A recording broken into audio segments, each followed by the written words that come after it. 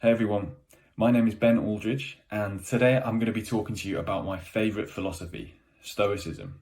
Stoicism is an ancient Greek philosophy, and the purpose of it is to help us live a better life. It's quite a lofty claim, but I believe that it can do this.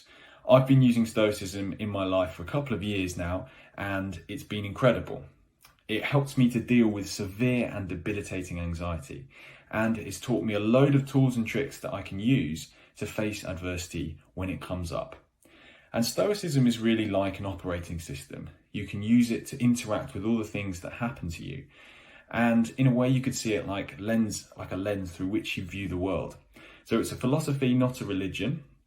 And it's something that is very compatible, even if you have a faith in your life, or even if you don't have a faith in your life.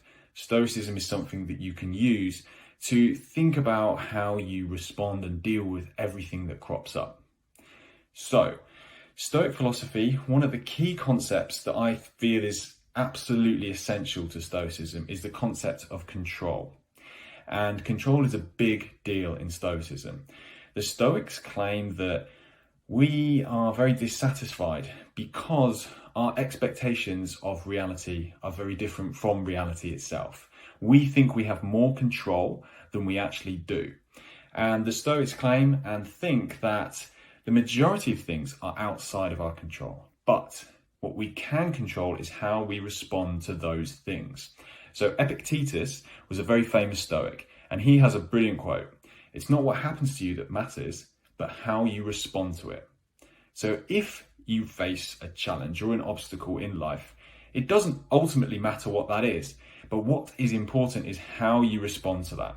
And you can flip it and turn it into a constructive challenge, and you can see that your power is how you choose to respond to that. And that's a very, very important part of Stoicism. And ultimately, it allows us to handle little bumps in the road and big bumps in the road. The fact that it's up to us, that we take personal responsibility for how we respond to those challenges, that's where our power lies. So it's this extreme ownership concept, and the Stoics really lent into that. And that's, in my opinion, the foundational concept from Stoicism. Another great thing that I've been using a lot of is voluntary discomfort.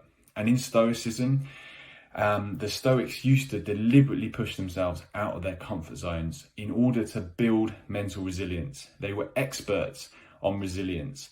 And the way they did this was very creative. They exposed themselves to the cold and the heat. They slept on the floor and fasted from food and water. And they did all of these things to practice adversity in order to prepare for future adversity. And it's this resilience training that the Stoics really spent a lot of time doing. And I had a lot of fun with this concept, and I've used it in my life loads. I've even written a book about how I've been using this concept.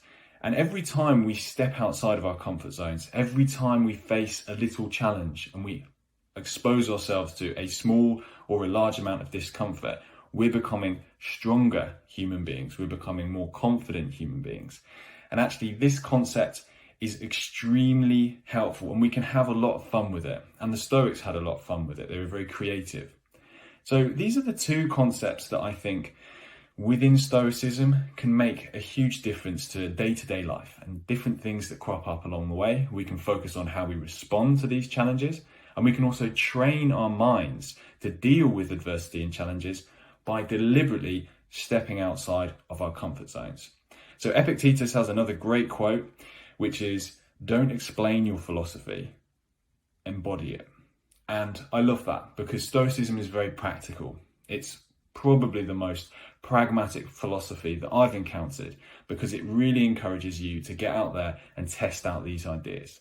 So I encourage you to do those two exercises, to play around with those, and actually to explore the philosophy a little bit more. Maybe you can start reading some of the classic texts from the philosophy, and there's so much online. So I hope that this little introduction has given you a taste for what Stoicism can do and how it can help you in your life.